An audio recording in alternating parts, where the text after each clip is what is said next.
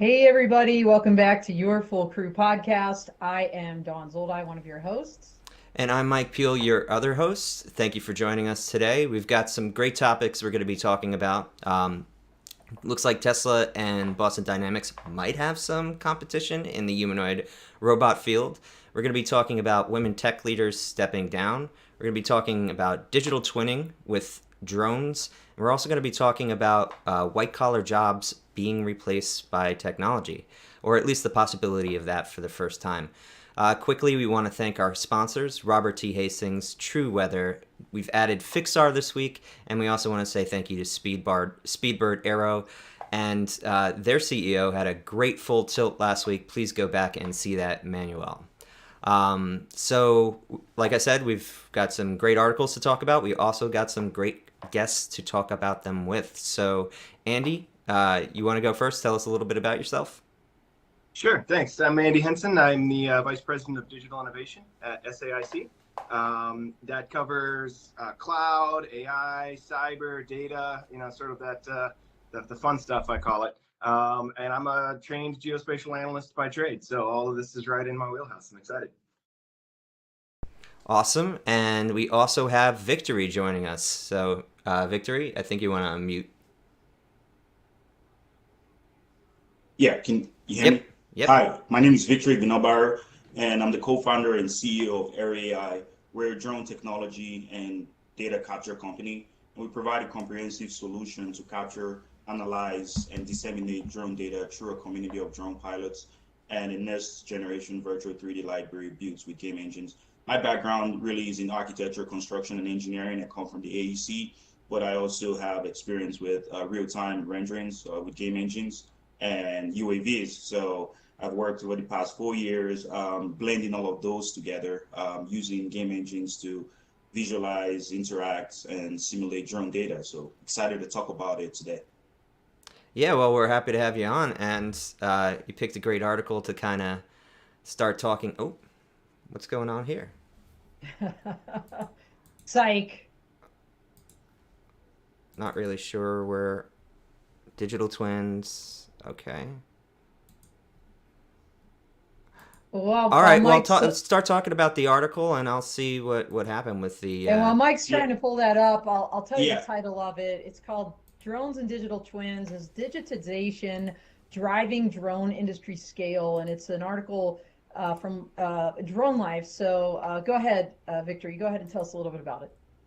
yeah, absolutely. Thank you, Don. So this article was released October last year. It's very interesting. I think it's just right after the Commercial UAV Expo. For those that don't know, the Commercial UAV Expo, it's an event that's dedicated to drones and all things UAVs. And this article specifically talks about the growing use of digital twins and as a result of digitization and how drones are being used to create digital twins. So we can talk about what digital twins are, and but just to bring it down as much as I can, they're 3D models, right? They're replicas of the actual thing. And this article talks about how since the emergence of COVID and an adoption of digitization by many companies and entities, we're seeing use of drones to create replicas of everything from solar panels to telecommunication towers to bridges to highways and even drones with lidar mapping entire cities, and that's helping. It's changing the game for so many people. Not just the digital twin, but as you start to merge it with other things like AI, right? So think about mapping out an 100 mile pipeline and having an AI tool with computer vision to automatically detect rust, right?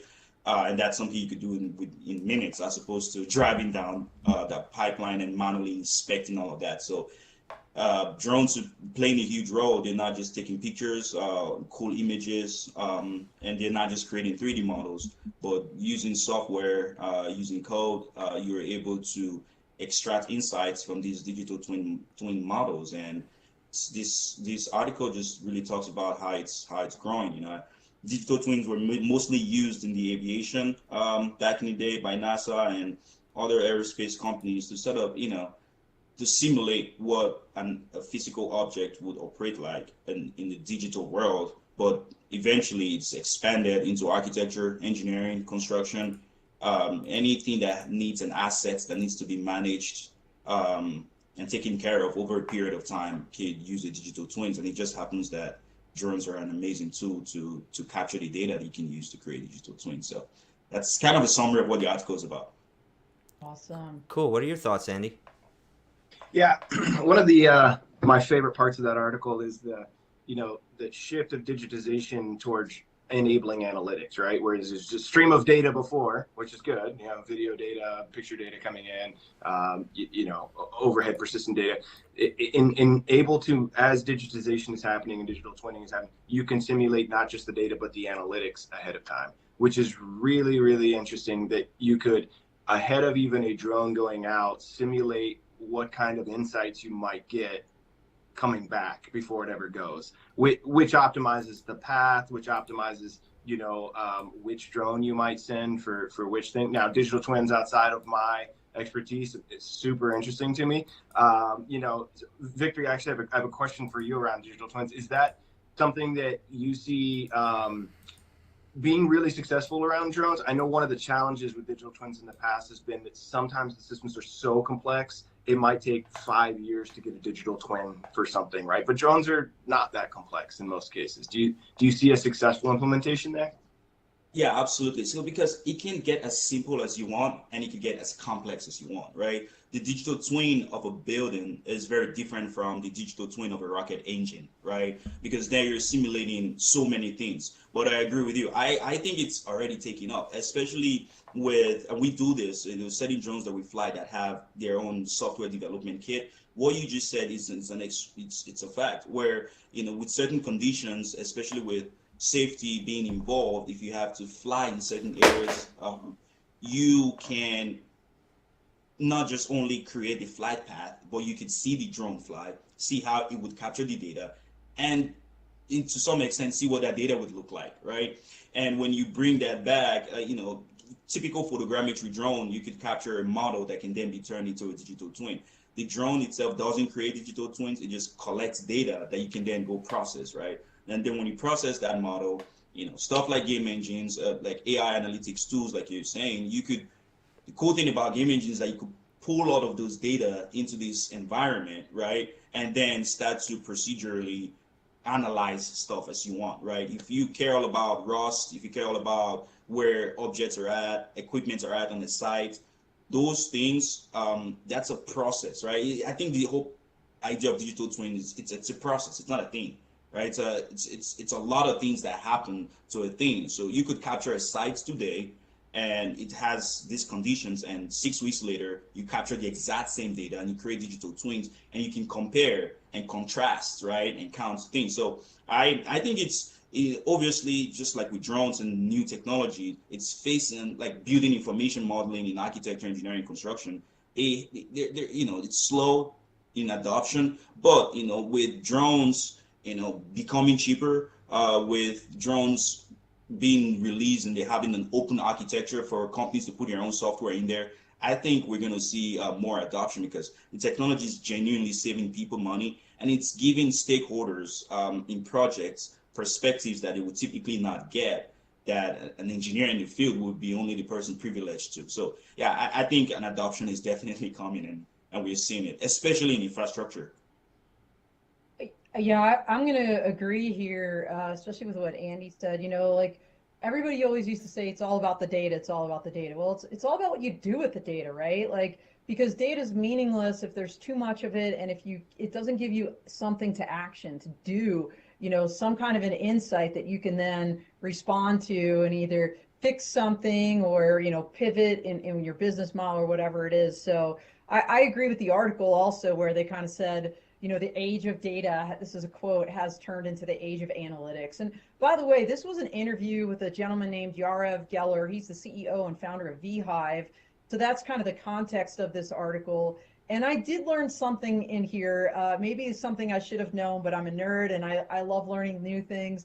This idea that DX, also being from the military, acronyms are a big deal. DX stands for digital transformation, and it's just becoming much more commonplace that 70% of enterprise companies are actively engaged in these kind of DX projects. And, drones are but one tool of many, gathering the data then to be converted into some kind of a digital environment. The last thing I want to say about this is, it's so interesting because not only are these 3D models being created, but I think, Victor, you also engage in this. People, and I was at CES, and one of the things that I saw a ton of was the AR VR kind of immersive experience. So there's a company, as an example, called Key AI out of Canada. Michael Cohen's the CEO there. They've recently partnered with Skydio. And so not only are they using the drones to create these 3D models and digital twins, now you can actually put on these goggles and almost like you're walking through the bridge or you're walking through the building as an architect, as an engineer, to get those almost like real insights of what things are happening around you when you're 3,000 miles away. And I think that just adds a whole new layer and dimension to that, to that experience and to the information that you can achieve using this kind of technology. Mike, what do you think? Well, I think Andy wants to interject something. What do you got? Oh, I'm sorry. Go ahead, Andy. No, you're good. Just really quickly, I think the power in that, it's not explicitly said in here, but is obvious. It kind of is pulling out and democratizing what used to be in the hands of very select few, very expensive drugs. That is a power that we don't have to talk about around being able to have that kind of experience that you just, it doesn't cost $100 million anymore to do that. Yeah. Hobbyists can go out and create these things. And I think that is going to unlock a whole different side of sort of analytics and drones and experiences, like you said. Very cool. Mike? Yeah, well, I think it was Drone Deploy that had the phrase like "map the planet" or something like that. Something to that degree. It was play on "Hack the Planet" from the old school Hackers movie in the '90s. But yeah, as you're collecting this data, we also now have tools that are better equipped to analyze these digital twins. And even when we were dealing with 2D images, AI could be pretty good at pulling out what would be a potential issue or show the evolution of something that's happening over a job site. Maybe it's something like a structural weakness that developed, concrete wasn't poured correctly, something to that degree. But then you pull all that data in, and now as we build more of these models, we'll actually start picking out more things and capabilities as we go that we never even kind of expected at the get-go. The other thing is this, going into gaming, which Victor was kind of talking about. Now all these real-world spaces can become bedrocks for creative worlds that we build also, because they're that much more accurate. It used to be like, let's go back to like N64 days. They literally were holding up like screenshots of the movie GoldenEye and trying to like recreate the face, by pixel. Imagine just like now where, it's easy to get a face, but how about an entire structure? The entire set is now moved into the game world, and you can play around with it. And that play can also be, outside of the creative world, in the architect world. And one of the biggest problems with job sites is how the people actually building the structure and the person who designed it are actually divorced from their experiences, where this kind of helps unify them. And I think that's always exciting when you could help people communicate that are on the same team and feel less divided. Exactly. Very cool. All right, Victor, any last shots on your article before we move to the next? Yeah, I just want to, piggyback on the last thing Michael was just saying, that collaboration, the construction industry, data sharing, interoperability, collaboration, these are issues. These are genuine issues that architects, engineers, and construction workers talk about all the time. And it's an issue that's a financial strain as well. And these technologies are helping, especially when you start to bring these things into game engines. He's right. You could create creative, models with it, but real world applications exist because these data is geospatial data, and you could do simulations, flood simulations, traffic simulations. I mean, you could go on and on. So I just wanted to say that was a really good point. Yeah. It's one of the best things that computers can do. They could allow you to fail without consequence, right? So being able to run simulations, that's really where it's at. All right, we got a great article next coming up. It's Andy's.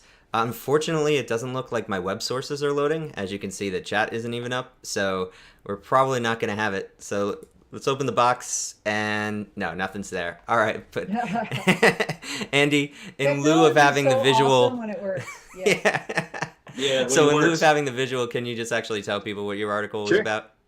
So Yeah, let yeah, me, it was let me just also, before he does that, tell you what it was. Andy's article is titled ChatGPT Takeover, IBM CEO Thinks AI Taking White Collar Jobs is a Good Thing.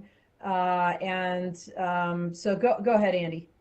Yeah, no, it's exactly what it sounds like. I think there's 2 points I want to hit just to get the discussion started on this. One, the surprise that AI wasn't taking blue collar jobs, right? The automation, initially we thought, factories would be automated. We saw this in toll booths, right? And all of a sudden it's fully automated. It reads your license plate, and well, what happens to all the toll workers, And there was that real fear. Instead, it's accountants, it's lawyers, but here's the other point I want to make on this is it's actually human machine teaming that's going to change the game, right? It's not going to take a lawyer's job. It's not going to take, necessarily, it's going to be the lawyer that knows how to use AI that's going to take the job of the lawyer who refuses to learn, right? Or in our context, right, we work a lot with the military, and we see that you can't just, where there's high stakes, you can't just let AI go, even the really mature stuff, right? But where you team AI to automate and to tip and cue somebody to go look at what's the most important thing,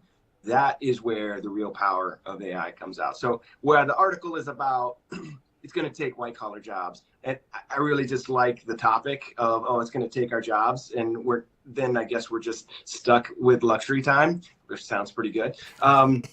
I think it's really about, sounds good to me, right? I think it's really about how do we utilize that to, really tip and cue humans to be, the most powerful versions of ourselves. So I'll stop there. I think that's really just the topic area that's super interesting to me right now around AI. What are your thoughts, Victory? I think it's an amazing article, but I think some of these CEOs kind of need to take it easy when they talk about these things, because people get riled up real quick. Saying AI taking over white collar job is a good thing. There is a better way to say it. I know it's not directly to the topic, but the reason why I'm saying this is, the perception that people have about artificial intelligence, in my opinion, should be something that professionals should embrace and not fear, right? And when you have certain articles, certain headlines, it might send the wrong message. But with that being said, I agree completely with Andy. I think it was NVIDIA's CEO recently that said ChatGPT is an inflection point in AI, right? So we're literally experiencing an inflection point that would affect everybody. It's already affecting everybody. I mean, ChatGPT is writing books, right? It's writing code for certain people, right? Parts of code, right? And I agree. I think as speaking from someone who's sort of have the engineering architecture background, I mean, you have not just ChatGPT, there's similar tools that are doing so many different things, right? You have Midjourney, and these tools, typically professionals have a design process, architects' design process that have different stages. These tools could help you. You could spend 10 hours doing conceptual drawings, or you could spend 20 minutes, right? Depending on how you interact. But you guys also know the inputs you give depends a lot. The output depends on the input you get. So I think as we move forward, it's not going to be knowing the right answers, but knowing how to ask the right questions so you get the answers that you need. So I don't know if it's going to take people's job. I don't know if that would be a good thing, but I think it would make people do their job better. And that's a good thing. Yeah, so I got two comments from Christopher Jenseth. So getting people to pay for that experience is the hard part. So I think he was referring to the digital twins. And then also when OCR came out, it definitely took jobs, especially paralegals. So I do think it will take some jobs, but some of those jobs are what I think the philosophical term is called bullshit jobs. So if you find yourself in one of those jobs where you know you're just passing paper from one place to another, you might be in trouble. I think, though, we might overassess how much you could actually completely replace that person, because one of the issues we're having with these next word predictors, they're less an AI than a large language model, which is like saying the average of all human crap ever written on the internet. Sometimes that is not great. So, even as we get more refined and targeted models, we're living in a world where you still kind of have to check that and not give it a task that is uncheckable. Because what we're finding is when you get lax and don't verify its output, you could get into huge legal trouble. Yeah. It's Yeah. Stochastic parrots was the term we brought up on the last podcast. What were you going to say, Dawn? Yeah, I mean, the theme I'm hearing here is garbage in, garbage out, to be sure. But, also that idea of trust but verify, being an attorney myself, I just remember years ago, I was thinking, man, how awesome would it be when you get like the 2 pallets worth of discovery, which is the opposing party dumps all their crap on you, and they pay a law school intern or a paralegal to comb through every single document looking for specific things or to summarize them, for example, medical records in a personal injury case. That's where I could see great value, I think, to something like this. But absolutely, you still have to go back, because just because AI summarized it doesn't mean that summary is actually correct. And I hate to say it, but it could miss things. And so do you still have to have those eyes on going back through? There might be things that you can just slough right off the top, like, all right, this is a work order, right? Out of these 2 pallets of things, I'm looking for medical records. This is a work order. This goes. I don't ever need to look at this thing, right? Maybe, unless it would happen to be a work order for a medical prosthetic. See what I'm saying? So there's so many like nuances to this that I don't think we're at a point where this IBM CEO, by the way, Arvind Krishna, and this was a Business Insider article. I don't think we're actually at a point where you could just do that and say hands off, clerical white collar jobs, especially what he referred to as quote unquote regulatory work. Oh my gosh, as an attorney, my brain exploded right there, because regulatory work is the stuff that gets people, if you do it wrong or you violate regulations, could be, fined. People could get thrown into jail for non-compliance. I think methane as an example. I've got an energy event coming up in June. So, so many, my brain goes all over the place, but I also agree with Victory that, words matter. Saying like, hey, it's going to take white collar jobs and that's a good thing. I think that's a dangerous. Well, it probably made narrative. their stock go up, which is the problem. It probably right? did. Yeah. They like these future projections, like we're going to Mars or whatever. But I think a lot of these CEOs are used to deterministic technologies, and technically these are still deterministic, but the scale at which they have their inputs and outputs is not human readable until after the mistake happens, and then they're like, oh yeah, that parameter crossed with this parameter makes that BS happen. So Yeah. it's but what are you going to say, Andy? You had something. So I think just 2 quick points here, and we can we could talk all day about this, right? Is one, I think we're seeing the current models very similar to what the first tractor might have looked like, right? It's not what the tractors of today look like. So really, I think he's probably referencing, what does this look like in 10 years, right? 10 generations later of this, what are these models able to do? And I think the second thing I wanted to say is, like, I've run our AI group here for quite some time, and we always use this kind of scale of risk, right? And there's some really low risk, high reward kind of things. I don't think regulatory is one of them. I don't look good in orange, right? So we try to stay away from those sorts of things. It is the new black. I mean, I'm just saying. I mean, one of the things that we did do, which was really interesting, was Freedom of Information Act requests, right? These are massive burdens on the government. They get hundreds and hundreds of these, and they have 20 days to respond, right? So something like that, where it's like, it's not replacing somebody's job. It's like they actually don't have enough people to do the huge burden of requirements that they have. So it's, we use a large language model there to help, and a generative model to help, like, search through all of the stuff, but also start to write what is frankly fairly boilerplate responses to those sorts of things, and then they can go through them. So that's just an example of where, like, to Victor's point, it's not really taking anyone's job. It's like they can't do it now, right? And we're not exactly in a population growth scenario here. So I think there's going to be this need to plug some holes where maybe people just don't want to do that kind of work anymore. My mom was a paralegal. I happen to think that's one of those kinds of jobs that people probably won't really gravitate towards in the future. There's just other more interesting things to do. So just a couple of thoughts around that. But how will you train interns, though? Yeah, that's true. We got some comments from the chat. I just want to actually quickly harken back to what Dawn was saying about, helping to summarize that big palette of papers. Keep in mind this technology could also make that palette larger, right? True. So you might have a war of the palette generating, palette summarizing AIs. Yeah, could you imagine, Mike, or any of you, like...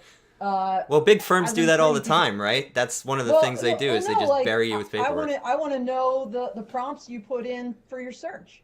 Yep. As an attorney, because you have a responsibility to answer me, and I need to know what you're using. So you're right, this could go on infinitum. All right, we got some good we got Elizabeth Pullen, performing large-scale discovery and commercial litigation. Now we need more management of the data than we ever did. And I see a need for highly skilled paraprofessionals in the legal sector. So yeah, you might actually just create a new class of professional whose job is to actually put in the right inputs to make sure that your risk is mitigated. So that'll be an interesting development, and I'm sure that's actually going to happen, to be honest. All right, we need to take a quick break and just thank our sponsors, Robert T. Hastings, True Weather, Speedbird Aero, and Fixar. Thank you so much for your support. You help make this show possible. We also want to thank the audience and participating today. We do appreciate your questions and kind words. So, Dawn, you brought up an article, and this actually is, I think, evolving from a conversation we had about maybe DEI initiatives are going to take a blow in the financial downturn. So what did you find, and what did you think was interesting? Yeah, so this article is titled, "A Generation of High-Profile Women Tech Leaders Have Stepped Aside," and I pulled it off of CNN as I was scanning through, and it caught my interest for a couple reasons. Number one, it is Women's History Month. This Wednesday is actually International Women's Day, and so shout out to all the women out there. And bottom line, women in STEM are significantly underrepresented, and this article shows that we've seen kind of an exodus of some really high-powered women that kind of stepped onto the scene in an unprecedented way around 2014. And now a lot of them have moved on, and their replacements just aren't there, right? There's no women. And to quote Sharon Rossmark from Women in Drones, if you can see me, you can be me. And if you're in middle management, you're working your way through a company, and you're looking around, and you're kind of at that inflection point, to use your word, Mike, in your career of, do I stay or do I go now? And you're like, there's no upward mobility for me because no women are here. Like, there's no women at the big table. So this article really kind of started off talking about Susan Wojcicki, the CEO of YouTube, and kind of her departure just within the last week or so. But again, right now, none of the big 5 U.S. tech companies, Alphabet, Apple, Meta, Amazon, Microsoft, they've never had a woman CEO. And so again, some talk here about the bro culture, if you will, in Silicon Valley, talk about harassment being part of the workplace, and also a study by McKinsey and Company and leanin.org that say, in the wake of the pandemic, women leaders in corporate America, or more broadly, are more likely to quit than ever, which is interesting. I don't know why that is. What I didn't see in this article, and I would love everybody else's thoughts here, if you have any, is kind of the why, right? Like, so there's this kind of, discussion a little bit about one sexual harassment lawsuit that was ultimately settled, right? There's this discussion of the pandemic kind of generically, and that's about it. So I don't know why these women are leaving. It didn't even discuss why exactly Susan from YouTube Well, left. something's wrong with Susan because she had the answer of I want to spend more time with my family, which is like Oh, she code did. for I Okay. was pushed out and didn't want to leave. In many cases, we don't know if that's true here. But yeah, and she generally had like positive reviews. There's some stuff on like the creator side in YouTube that people contended with her on, but like just looking into it, I mean, during the course that she was at YouTube, it became a better product over time, which a lot of things didn't. Comparing her to the other one of the others was Sarah, Facebook. What was her name? Sheryl Sandberg? Oh, Sheryl Sandberg. Yeah, I mean, Sheryl Sandberg led that company during the period where they completely knew that Instagram was causing anxiety for girls, possibly suicides. So I'm not sure she's somebody that necessarily should be heralded in comparison to the other CEOs on that list. Um, and you know, looking into tech, one of the things that I want young women and actually women advancing their careers to be positive about, the statistic for women CEOs is still going up, right? We could have a down year. Let's hope we don't. But the trend is moving in the right direction. I think what's scary, though, is it's not for middle management. It's looking static right now. It's looking like that is the sector for women, and that is leadership, right? You know, middle management is leadership that is really getting hit by the pandemic, and we kind of got to keep an eye on that because you know, we might have 8% representation in CEOs. I think the highest you saw was like 10% somewhere out there. That's still very underrepresented for 50% of the population, right? So it's we've got a long way to go. I think the target for the 8.8% report was 15% by 2036. I think we could do better than that and should push to do better than that. And Andy? Yeah, you know, first of all, I'd like to say our company is 50% led by women, including our CEO and our board. So, you know, we're very proud of that. I think it's made a difference in our company. It's been a lot of work. One of the things, two points here. One of the things that I've seen is we are incentivized to this direction, and you're going to do what you're incentivized, right? My individual pay is affected by DE&I statistics, right? How many women am I able to bring in people of color and those other really important diversification metrics? I think that's not always the case, right? We got to incentivize that behavior specifically. And I will admit it's hard. You know, the pool is smaller. But the other thing that I wish you mentioned middle management. I'm really glad you did because it's very hard. My experience has been very hard to get, of the several hundred people that I have, women to go for the middle management positions. I've actually had to go out and say, I think you would be great for this. Can you please apply for it? Versus oftentimes the men will be beating down my door to say, I want that. I think I'm great for that. I think I'm a perfect fit for that. So I wish they would come after the jobs, right? Because they're great.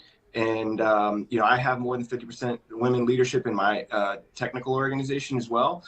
And they're fantastic.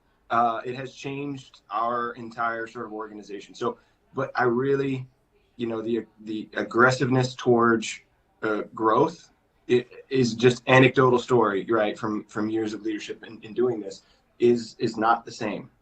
Women, if you're hearing this, go for the job.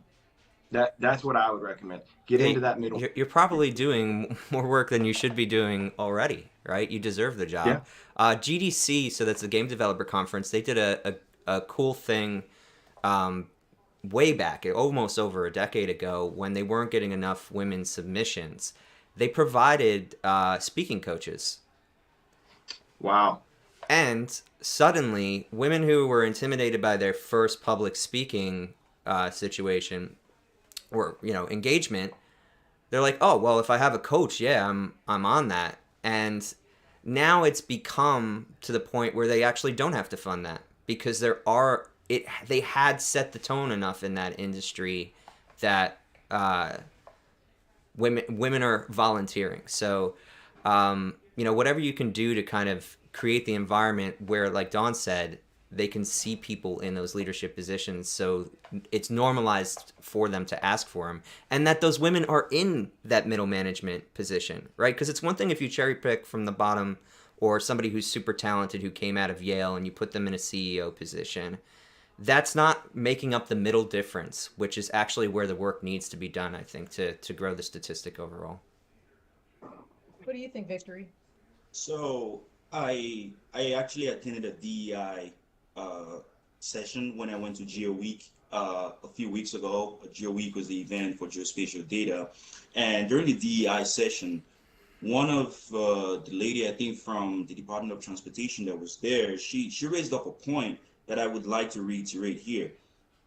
I think, and I totally agree with her. I think the people that currently are in charge of the roles that we're expecting these women to apply for, they need to be champions of DEI.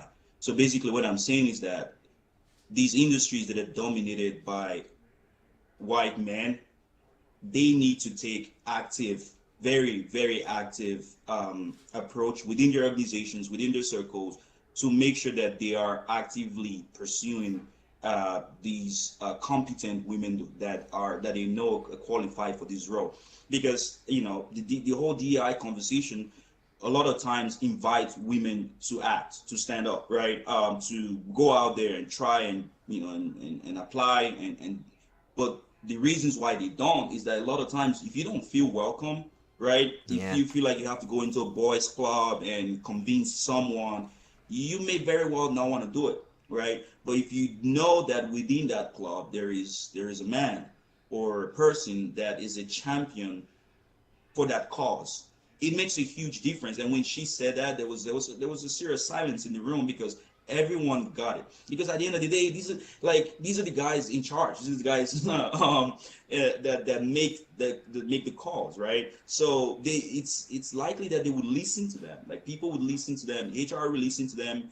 Every other person that's surrounding them will listen to these leaders to actually take on these women, as opposed to having this 10% of people trying to push their way through and get that recognition. So in summary, I think it can't just be a statement. It cannot just be a department within your company. Like Andy was saying, it has to be incentivized. It has to be genuine effort, at least until we get to a stage where we now know, okay, it's anyone can go out and they have a fair chance. Because the truth is, there's not a fair chance, right? For people to compete, even though they may have the same and very, very impressive qualities. So I think it's for the people in leadership, it's a call to action for them to actively take action to make sure that they can, keep these competent people in their roles and bring in even more competent women. And that's what I would say. So my own call is to the men that are currently in these roles. Yeah. I was going to say, especially spending I spent 28 or more years combined in the military, 25 on active duty. And, in that context, most of the leaders were men and most of my mentors were men. Like I couldn't have made colonel without, a couple of my, let's call them sponsors that saw that what I was capable of and helped push me along and gave me opportunities, because it is about these opportunities, Andy, as you mentioned, and they encouraged me to, apply for, Air War College, or I literally had a general come to me and said, so you're okay with Montgomery, Alabama, right? You would go to War College, like if you got it, hypothetically speaking. And I'm like, okay. And he's like, put your application in. So, I had people, I was so blessed to have those people. And I agree. It's those champions out there, that makes such a difference. It's not about the people, like you said, Victory, kind of pushing their way to the top. It's a lot of it, honestly, is the pull. It's the people that are out there that don't see this as, a political correctness agenda. I literally got hate mail, guys, when I put out at the end of the year. I forget what dictionary.com, whatever, said woman was the word of the year. So I posted that on LinkedIn, and I literally got I got emails like, oh, I didn't know you were one of those types. I'm thinking, hello, have No. you looked at me? A woman? Like, why would I not That's celebrate that woman was the word of the year? So just, again, just so interesting, but so important. Some of the things that you mentioned, Andy, I'd be curious to know because you said it has made a difference. And like in this article, I know from my own perspective as a leader, some of the things I did to change the work environment, which not because I was a woman. Honestly, it was driven from some feedback I got from subordinates, some of whom were women, but some of whom were men that expected some things from me as a leader that I wasn't aware of till they told me. Things like, hey, when I'm homesick, I'd like you to call me. And so I was like, what? I wouldn't want someone I'd be like, why are you checking up on me? You think I'm not really sick? You think I'm playing hooky? But this person, these people, that's what they kind of desired. So we made it part of our process, and it wasn't always me making the call. But in this article, they talked about extending parental leave as an example. I know I personally was a champion for breastfeeding in the military. Having done it with, all three of my boys, it was no easy task in the military to do that. So little things like that, I think that perspective to help others behind you does make a difference. What are you seeing that, the women are bringing, if you will, to the table that is a little bit different in perspective from what the men are bringing? Yeah, my experience has been, a different kind of creativity, right? So you mentioned flexible work environment. So, it was women who brought up that maybe we try 410s, maybe we try a 980 schedule, maybe we don't have a 9 to 5 limitation on what we do. If you're a developer, or you're a, a scrum master, you meet with your team when you can. It's not that I had never thought of that. It's like I didn't know they wanted something like that, and they really championed. Like I said, I have 50% of my sort of technical leadership is women, and they really championed that more than the men did. The men were just like, I don't know, I'll work whatever schedule you tell me to work, and they're like, hey, what if we tried? And it's just like, to me, it's the creativity of just saying like, what if we did that? What if we tried a thing? And I really appreciated that because we were fairly new to remote work. We did it right before the pandemic, which worked out really well for us. And so throughout that, all of that change, just that sort of attitude of what if we tried something? I also, and this is anecdotal, right, with my experiences with my few hundred people, right, is conflict resolution tends to be just done better in my experience when you have women in leadership. It is stewarded better. It is brought up in a way that is more caring, I would say, and recognizing that conflict doesn't equal dislike. It just is part of the workplace, and I think women have dealt with that a lot more than men, and then men tend to be like, whatever. And I'm generalizing, right? Whatever, I'll just go on my way and they'll go their way, instead of resolving that conflict and really making a better environment as a result of the resolution of that conflict. Our women have really championed a conflict resolution process, so that everyone kind of knows how we handle conflict as a team. And honestly, that really has helped make us a better team overall. So just a couple anecdotes there on how our women in leadership have just been really transformational for our teams. That's awesome. All right. Well, so we hope this article isn't a sign of things to come. We see some signs that it isn't. We're excited about that, but we definitely want to see the trends go up in middle management, because it seems, as Andy's saying, from his own experience, that there's tangible benefits that are immediately noticeable. All right. So we're going to end with something a little bit more robotic. So excuse the pun. So a new company, Figure, basically came out of stealth mode and is trying to put its hat in the ring for humanoid robots. It's shown some photos and sneak peeks at what they call the Figure One. So why humanoid robots? Well, because most spaces are currently built for humans, so you don't have to retrofit anything in a factory. The CEO here, or co-founder, gets a little bit, I think, overly optimistic or talking way too much in the future about having these humanoid robots assist on other planets. I mean, we always got to get Mars in there somehow, right? What's interesting about this company, though, is actually their talent. So they have 40-person staff, which includes people from Boston Dynamics, Tesla, Apple, SPG, IHMC, and Cruise, which is part of Alphabet. So does Tesla actually have some competition? Does Boston Dynamics have some competition? I think the more interesting thing is that you're actually seeing the rapid development of what used to be extremely complex to build robots. I think the only kind of previous example that anybody could really remember is Honda's Osmo.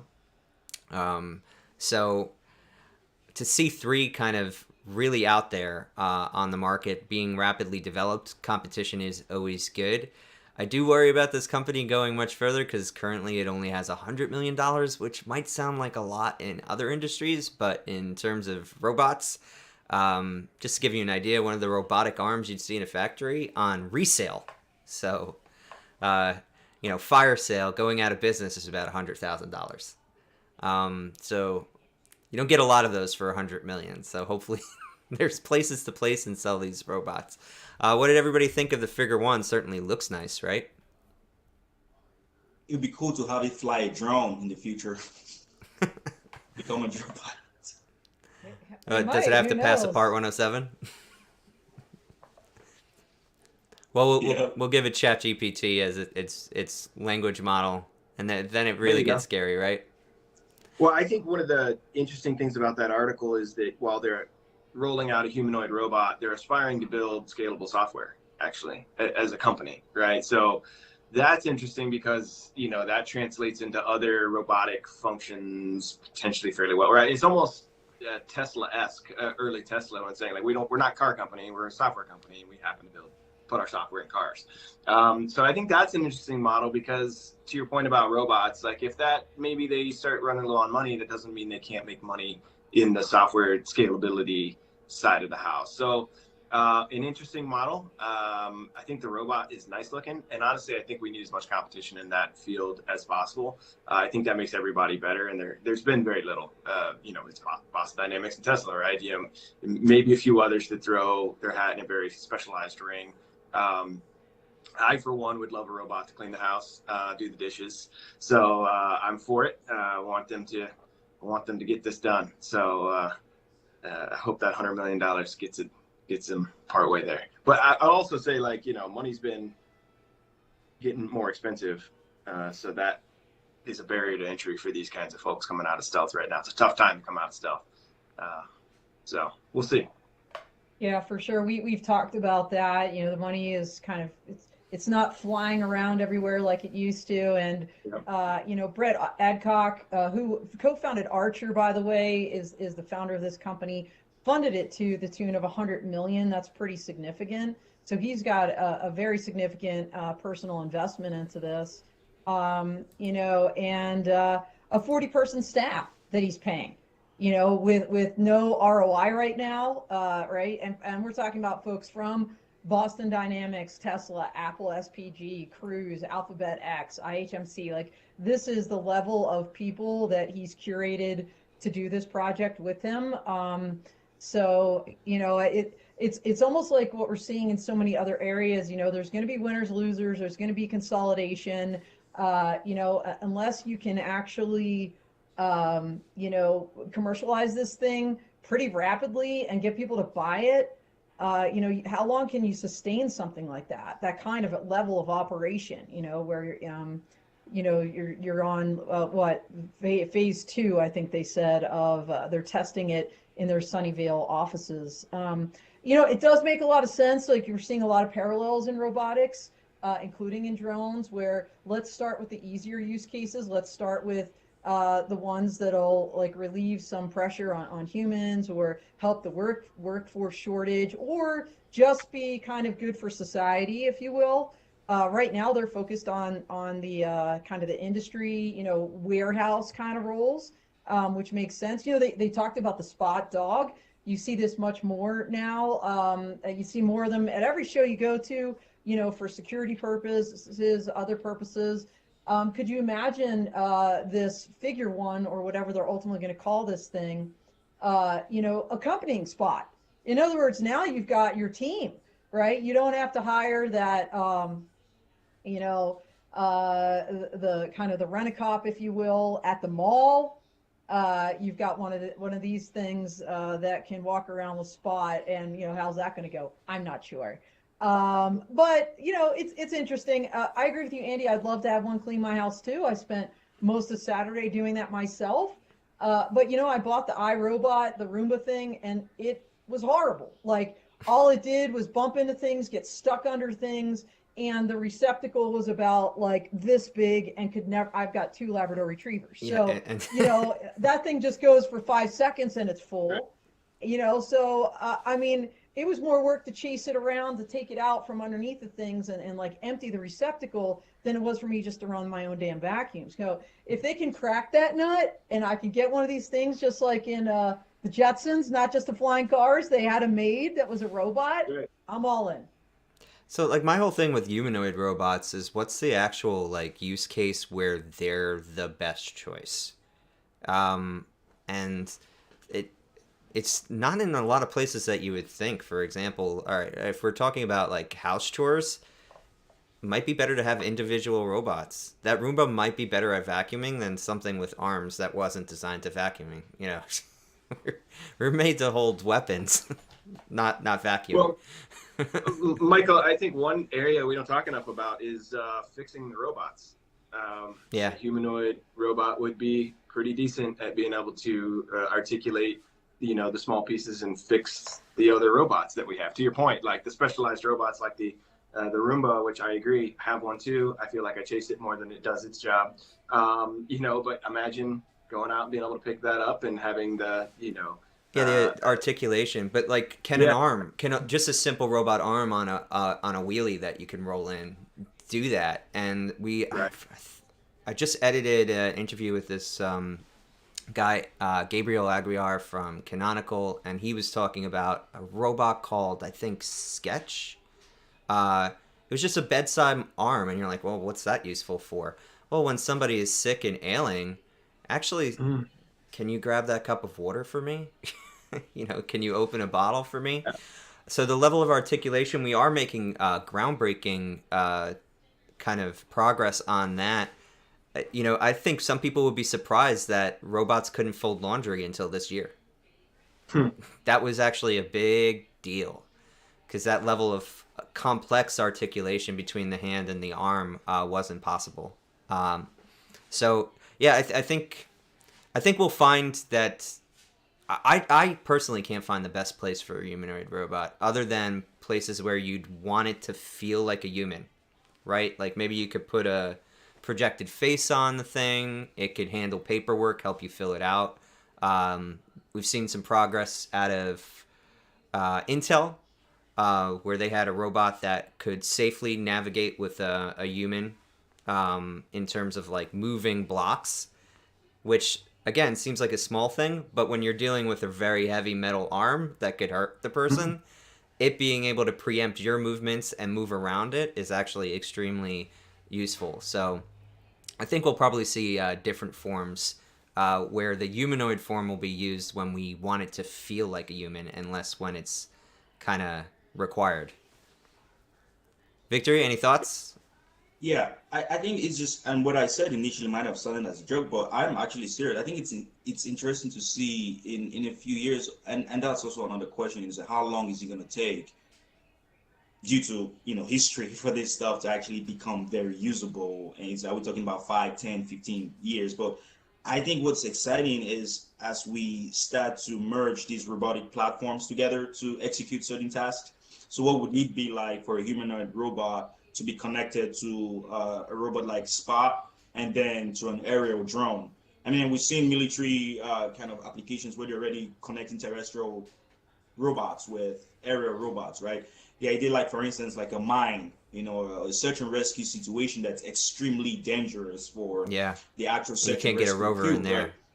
Exactly. So now you have 3 instead of 1 option, right? You could have a humanoid robot that controls a drone and then controls a ground robot, and they all work together because they're sharing these Internet of Things kind of communication. And if that robot is really that smart, it's able to control all of that and the actual two other robots, and then they connect with each other. It's it's all up in the air, but I can only see the potential of all of that coming together for really extreme cases, right? Cases that are very dangerous, to then work together or to just collect data in a way that you would not be able to typically collect that data and capture sites or look at things. So I think it's exciting. $100 million. I'm just hoping it's. So I look at the Sophia robot, right? And even the Boston Dynamics Spot, it seems like that has been in development for quite a long period of time. I know it's not an easy job.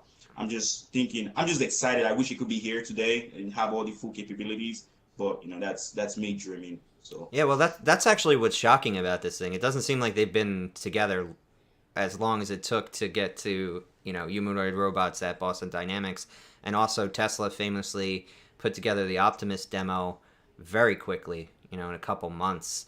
That, I think, Mike, means the ecosystem is... Say, stand by for the lawsuit, right? Because who are the engineers? Boston Dynamics and Tesla are working for this guy. And oh, yeah, that'll happen. We see this, right? We saw this with Archer and Wisk. Yep. Wisk had a number of folks that left. They went over to Archer, and then, that lawsuit, I think, is going to court like now. I know it was supposed to be like first quarter. I haven't heard much about it, but yeah, and there was that guy that famously went to Uber from Google and was sued, almost like put in jail, sued, I think.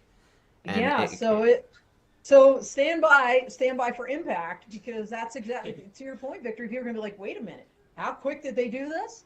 When it took those guys that long? Oh, wait a minute, who's working for them now? Oh, he came from there.